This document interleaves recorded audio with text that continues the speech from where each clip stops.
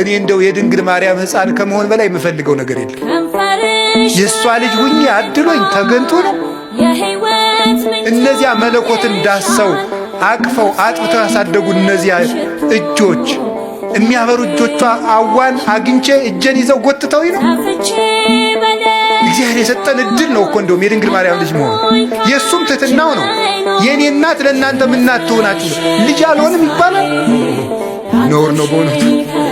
ዓመተ ምሕረት ብለን እኮ መቁጠር የጀመርነው ድንግል ማርያም ከማኅፀኗ ክርስቶስ ከተወለደ ጀምሮ ምሕረት መቁጠር ያስጀመረችን ናት እመቤታችን።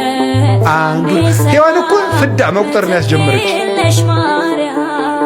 ዓመተ ምሕረት እንድንቆጥር ያደረገችን እናት ማን? እመቤታችን።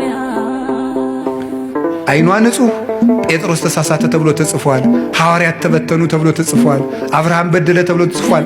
ማርያም ይህን አረገች ተብሎ ተጻፈ። አንደበቷ ክርክም ያለ ነውር የሌለባት እውነት ጠባብ ወትሕት ዘልዕቀት በቤተ መቅደስ ውስጥ ተቀምጣ መልአክ እያነጋገራት ትዕቢት የሌለባት